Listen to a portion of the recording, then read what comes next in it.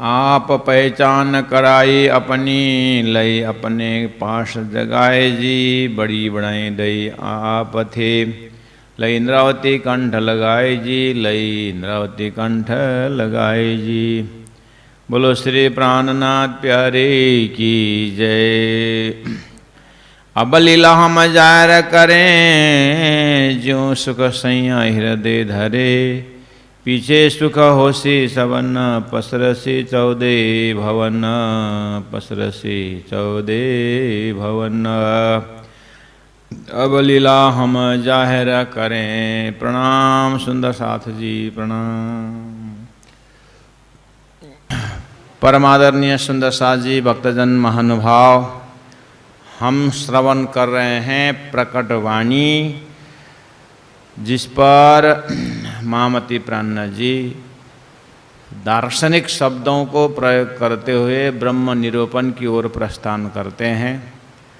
शास्त्रों में पहले से ही एकम सत विप्रा बहुधा वदंती, सत्य एक है, ब्रह्म एक है, सोई खुदा सोई ब्रह्म, ऐसे ऐसे शब्दों से एकेश्वरवाद की निरूपण पहले से भी होके आया है।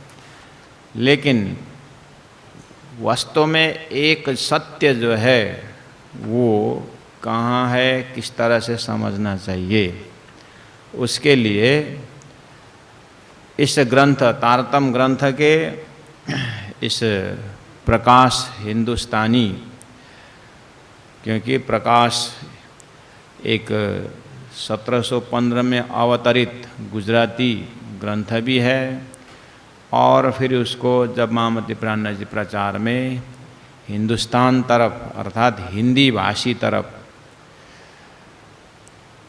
पुराना भारत जो है गुजराती पोर्शन, गुजरात प्रांत जहाँ पर गुजराती भाषा बोली जाती है, और फिर हिंदी भाषा बोलने वाले अनुपसार दिल्ली तरफ जब पहुँचे तो उसी ज्ञान को फिर उन्होंने हिंदी अनुवाद किया है, उसको बोलते हैं प्रकाश हिंदी ग्रंथ।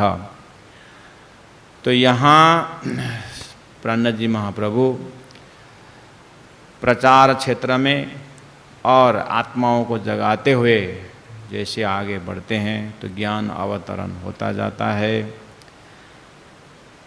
तो ये महामती प्राणनाथ जी के मुखारविंद से प्रकट हुई है, इसीलिए हमको यहाँ देखने को मिलता है, चौपाइयाँ स्पर्श करने को मिलता है। पूजा करने के लिए एक ग्रंथ पूजा सर्वोच्च स्थान सिंहासन बना कर रखते हैं। इसी की पूजा, इसी की आरती, इसी के पठन, इसी के पाठन और इसी में समर्पित, यही ज्ञान द्वारा आत्मा कल्याण में विश्वास रखने वाले। लेकिन सद्गुरु देवचंद्र जी महाराज, जिन्होंने शास्त्र को अवलोकन करते हुए अक्षरातीत परब्रह्म परमात्मा श्रीराज जी ने परमधाम की आत्मा सुंदरबाई आत्मा को और दिव्य परमधाम श्रीराज जी महाराज के अलादीनी शक्ति श्यामा जी महारानी जो सद्गुरु के अंदर विराजमान हैं, इन तत्वों को अक्षरातीत श्रीराज जी ने परमधाम की बातें सुनाने के लिए, जगाने के लिए प्लानिंग वहाँ चल रहा है। देखने में सद्गुरु महाराज 40 वर्ष तक तपस्या करते हैं अपने जीवन के, और तारतम महामंत्र, तारतम ज्ञान अवतरण होता है। उस ज्ञान के प्रकाश से ही ये सिद्धांत, ये जो श्री कृष्ण प्रणामी धर्म कहो या तारतम का विजन, शास्त्र देखने का जो विजन है, वो अक्षरातीत परब्रह्म परमात्मा के जोश और उनकी शक्ति, उनके दर्शन से सद्गुरु महाराज के अंदर एक सेल्फ रियलाइजेशन, अपने आत्मा का दर्शन और अपनी आत्मा को परात्म, उसका मूल स्रोत का दर्शन और उस परम धाम का दर्शन और उस ब्रह्म का साक्षात्कार होने के बाद अब वो परब्रह्म परमात्मा ने सद्गुरु के अंदर शास्त्रों का अध्ययन कराने का महाकारण समझाते हुए सृष्टि का बनक जो उन्होंने समझाया दर्शन देने वाले स्वरूप ने, उसके बाद सद्गुरु को जो रियलाइज हुआ, जो दर्शन हुआ, उस चीज़ को उन्होंने फिर अपने ज़माने में 34 साल उन्होंने मेहनत करके उस सिद्धांत तक रखा। उसी का साक्षात वांग्मय स्वरूप ये तारतम्य सागर है। अब उसमें बीज रूप में तारतम्य ज्ञान, तारतम्य मंत्र आया। मान के चलिए सदगुरु का ज़माना उगता हुआ सूर्य जैसा ये ज्ञान आया। उसके बाद उसी सूर्य को और आप थोड़ी देर वेट करोगे तो वो ऊपर की ओर बढ़ता जाएगा और मध्य दिन में तो वही सूर्य पूरा प्रकाश पूर्ण हो जाता है, तेज पूर्ण हो जाता है। ऐसे ही सदगुरु का समय उगता हुआ सूर्य जैसा है और महामती प्राणनाथ जी का समय मध्य दिन का पूर्ण प्रकाशित सूर्य की तरह है। उसमें ऐसा कोई नहीं समझता है कि सुबह उगता हुआ सूर्य दूसरा है और दिन का सूर्य अलग है। सूर्य एक है, रोशनी भी वही है, लेकिन सुबह का रोशनी कोमल, शीतल, नरमाई अनुभव होती है। ठंडी के मौसम में तो सुबह का सूर्य का धूप इतना आनंददायी होता है और वही सूर्य दिन में उसका चमक, उसका ज्योति, उसका प्रकाश का जो पुंज है वो अलग महसूस होता है। ऐसे ही सदगुरु के समय में तारतम्य ज्ञान जो है उगता हुआ सूर्य के भांति। इसलिए सदगुरु का स्वरूप और प्राणनाथ जी का स्वरूप में दो नहीं, स्वरूप एक है। कार्य जो है सदगुरु के समय में ये तारतम्य अवतरण हुआ है, तो उसी ढंग से तारतम्य का ज्ञान रखे सदगुरु ने, नरम से, कोमल से और प्रेम से। और कुछ परब्रह्म परमात्मा ने सदगुरु के माध्यम से थोड़ा चमत्कार भी करवाए, क्योंकि दुनिया चमत्कार का भूख होते हैं और एक ही साथ दिव्य ज्ञान सहन कर नहीं सकते हैं। पहले से भी शास्त्रों में ऐसे ही होके आया है। इसलिए धनी ने, परमात्मा ने ही ब्रज की लीला, रास की लीला जो है उन महान आत्माओं को साक्षात दर्शन भी करवाए। इस तरह से धीरे धीरे करके सीढ़ी चढ़ाए हुए आगे बढ़ते हैं सदगुरु का समय। लेकिन ये कहीं गलती नहीं करनी है कि सूर्य दो नहीं है, सूर्य एक ही है। उसी तरह तारतम्य एक है, सदगुरु के समय में उदय हुआ और वही तारतम्य के लिए परब्रह्म परमात्मा ने शास्त्रों में प्रमाण रखे, भविष्यवाणी बोले। तो भविष्यवाणी के अनुसार सदगुरु का आगमन होता है और भविष्यवाणी के अनुसार ही तारतम्य का उदय होता है, तारतम्य प्रकट होता है। और तारतम्य प्राणनाथ जी महाप्रभु के समय में इस तरह से ग्रंथ के रूप में अवतरण होता है। ज्ञान वही है, बस परोसने का ढंग और परिस्थितियाँ अलग है।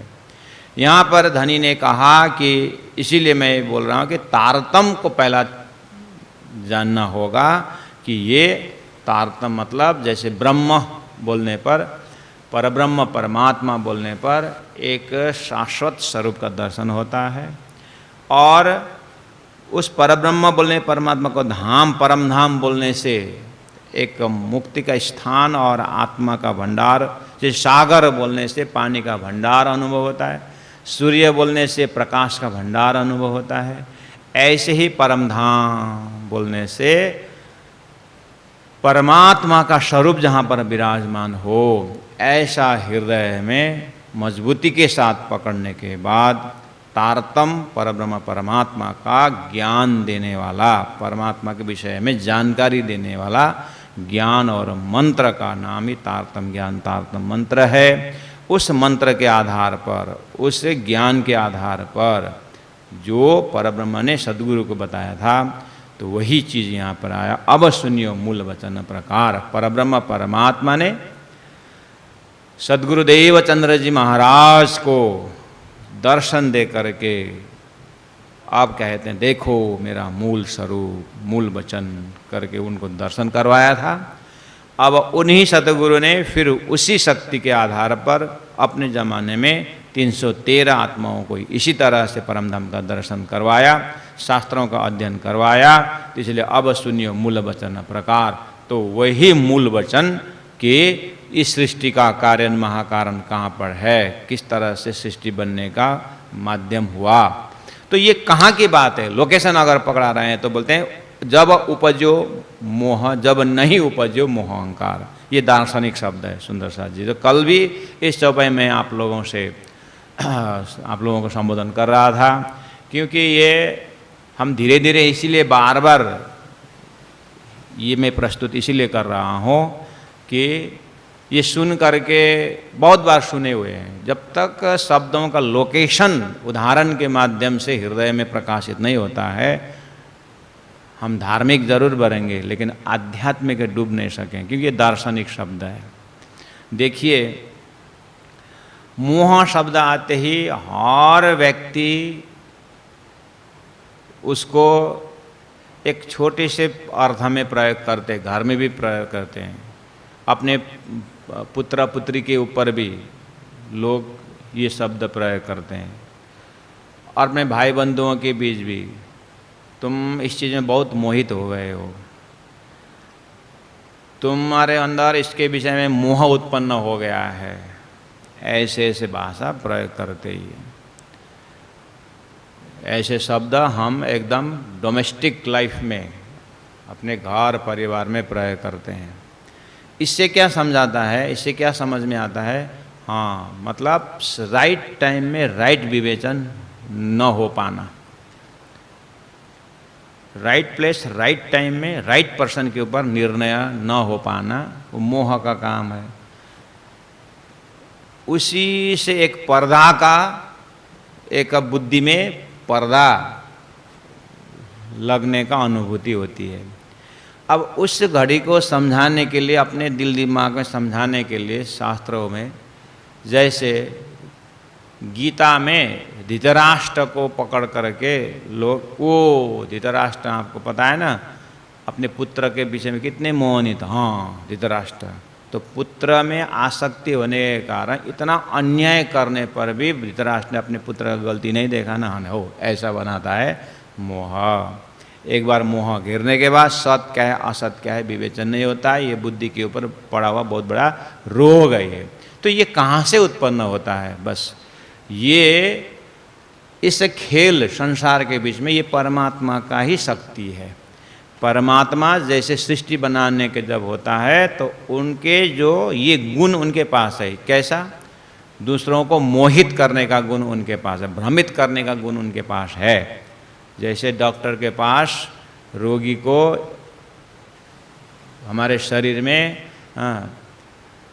निष्प्राण बनाने का उनके पास दवाई होता है, हमारे शरीर के ऊपर प्रयोग करते हैं। ऐसे ही परमात्मा के पास वो गुण है, वो सृष्टि के समय में सृष्टि करने में वो प्रयोग करते हैं। इस तरह से मोह का शास्त्रों में भरमार, इस मोह से कैसे दूर हो जाएं, मोह से कब ऊपर उठें, इसके लिए क्या क्या उपाय है। अब तारतम्य वाणी में मोह के लिए हाँ लोकेशन वही है, लेकिन मोह का गुण जो है तारतम्य फिर प्रकाश डालता है। मोह का गुण क्या है? मोह का गुण है, जैसे मोह जो ऐसी शक्ति है, अगर किसी वस्तु में मैं मोहित हो गया, किसी वस्तु में मेरा मोह बैठ गया, तो मोह बोलता है वो वस्तु मुझे प्राप्त करना ही है, मेरे को अपना बनाना ही है। ये वाली बुद्धि हृदय में प्रकट हो जाता है। अब बाय हुक और क्रूक ए न के न प्रकार है ना, उसको प्राप्त करके ही छोड़ना, अपना बना के ही छोड़ना है। यहीं पर तारतम्य कहता है अच्छा क्वालिटी है फिर मोह का। तो मोह का गुण अगर ऐसा है कि वो जो मैं चाहता हूँ वो मोह प्राप्त कराता है, तो बहुत अच्छी बात है। मुझे परमात्मा प्राप्त करना है, मुझे परमात्मा को अपना बनाना है। अब क्या करोगे मोह तुम? अच्छा ऐसा है, परमात्मा तो बहुत खतरा है, उनके पास तो मैं पहुंच सकता हूं क्या? हैं? मोह भी घबराएगा थोड़ी देर, लेकिन वो भी जोरदार है। हाँ, तो तारतम्य ने उस मोह को, गुण को पकड़ करके परमात्मा के पास मोह हो जाए, तब तो फिर परमात्मा को प्राप्त करके ही छोड़ूंगा, ऐसा क्वालिटी आएगा तो मोह ने कल्याण कर दिया। एक एक शब्दों को तारतम्य विवेचन करता है, और छोटा रूप में तारतम्य ऐसा चीज है, जैसे क्या बताऊं आपको,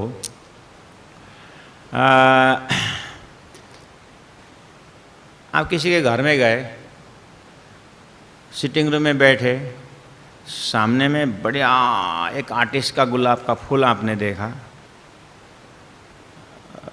आर्ट बनाया हुआ, और वो जो मालिक जो तो जिससे मिलने गए थे आप, मैं 2 मिनट में आऊँगा करके गया था उधर, कहाँ आए नहीं, 15 मिनट लगाया। आप वो आर्ट्स को देखते एकदम बहुत बढ़िया बनाया है, ये गुलाब का ये जो फूल है बहुत सुंदर बनाया है, तो उसको आप प्रशंसा करो, अकेले बैठे बैठे प्रशंसा करोगे।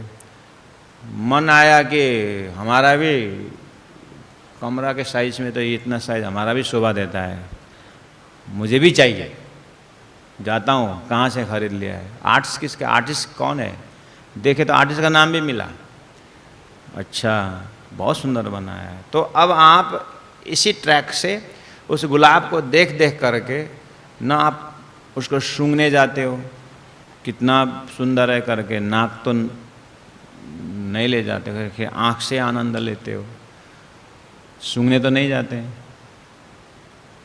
जाते हैं?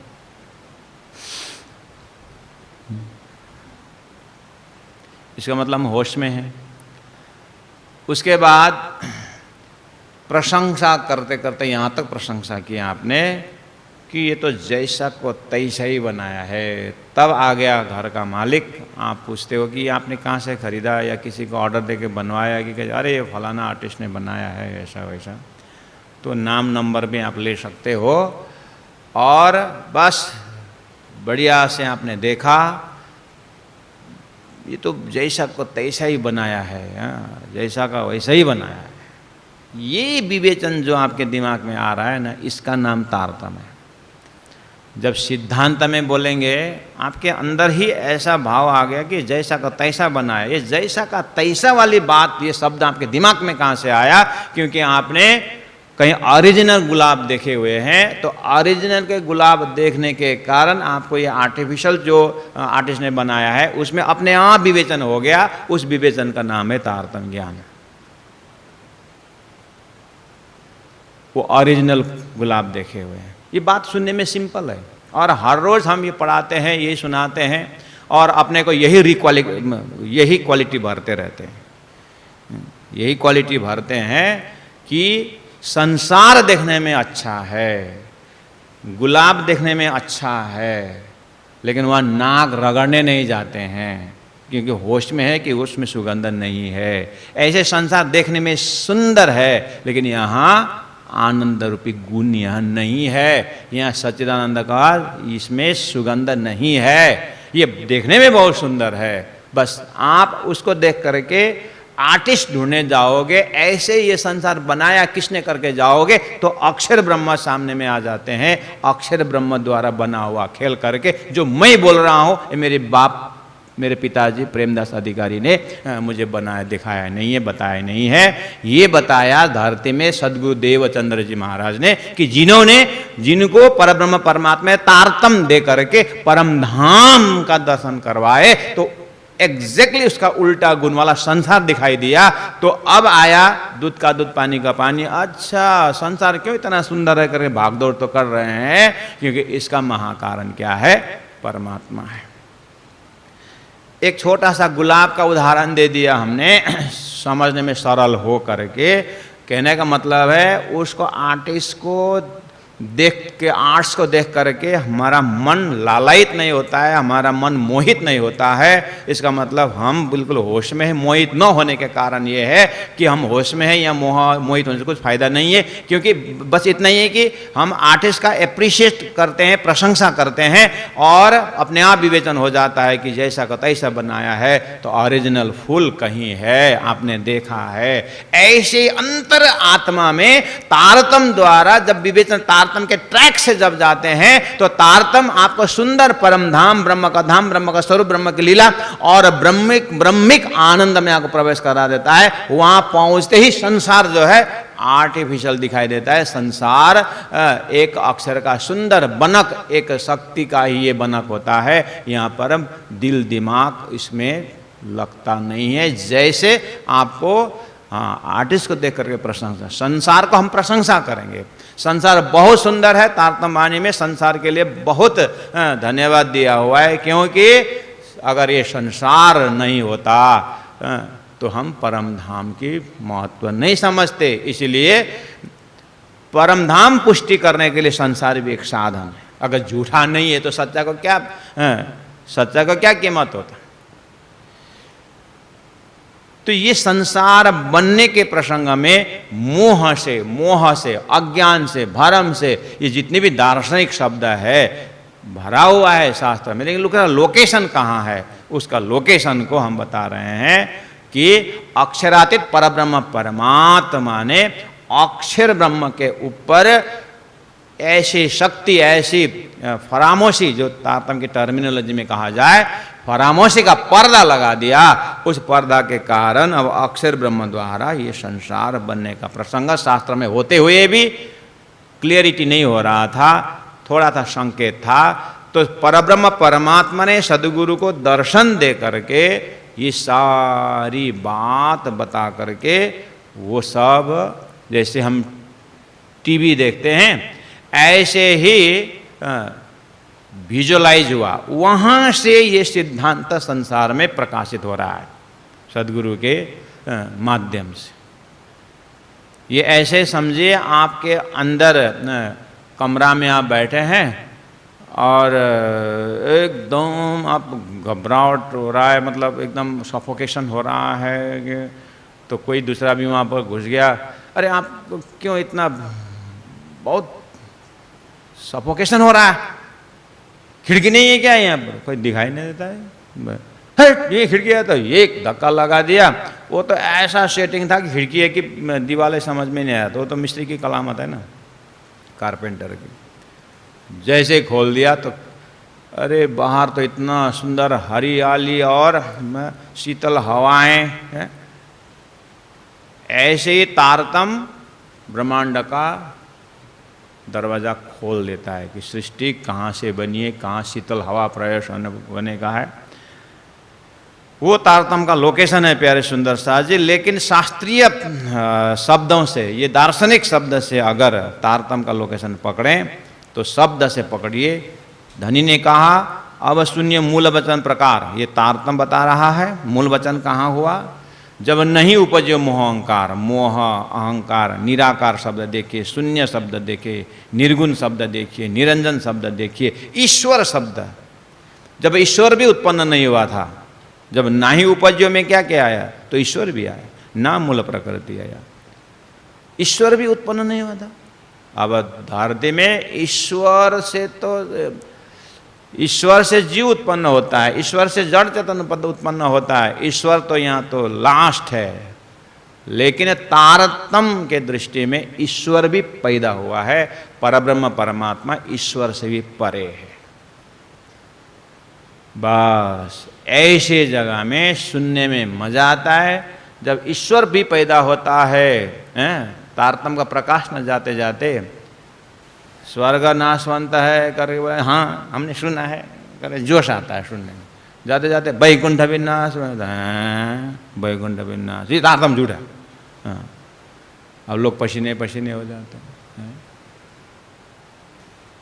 वैकुंठ से भी आना जाना है। हाँ, ब्रह्म साकार नहीं है बोलेंगे तो हम सुने, हाँ हम तो पहले से जानते हैं ब्रह्म साकार नहीं है, हाँ मालूम है।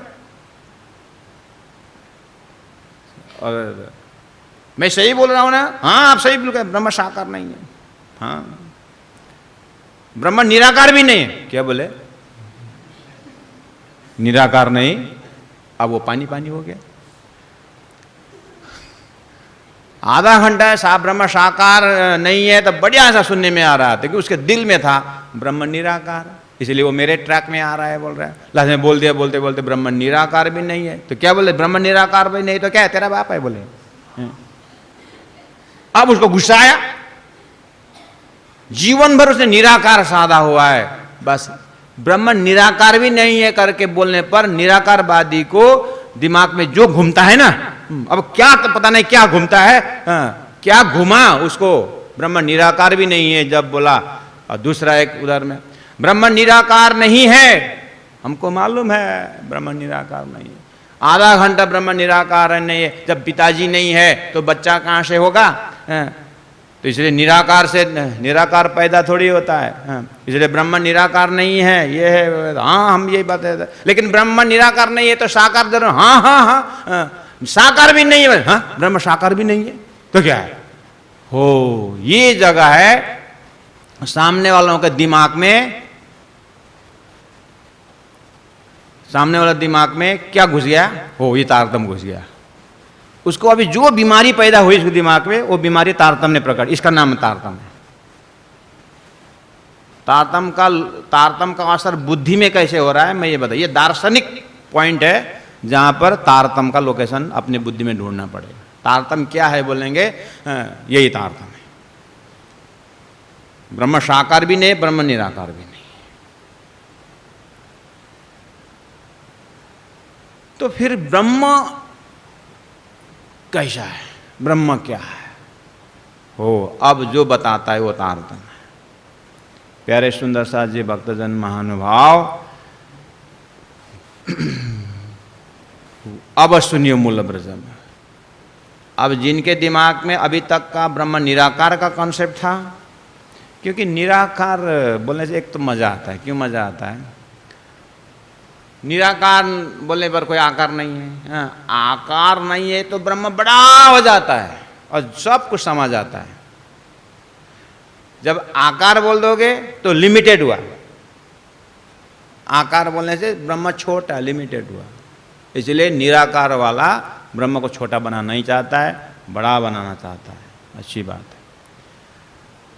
और साकार वाला ब्रह्म को इतना मजबूत बनाते हैं कि वो चाहे तो निराकार भी हो जाता है, क्योंकि उन्हें जादूगर देखा है कि अभी यहाँ अभी कहाँ पहुँच गया है।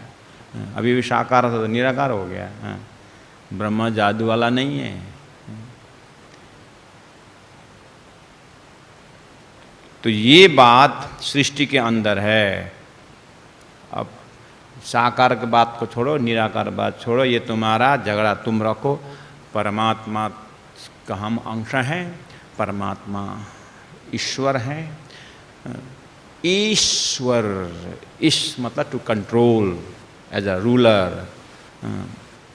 ब्रह्म ईश रूलर है, ब्रह्म नियंता है। इस अर्थ में वो ईश्वर है, ब्रह्म और परमात्मा ईश्वर है और हम उनके अंश हैं।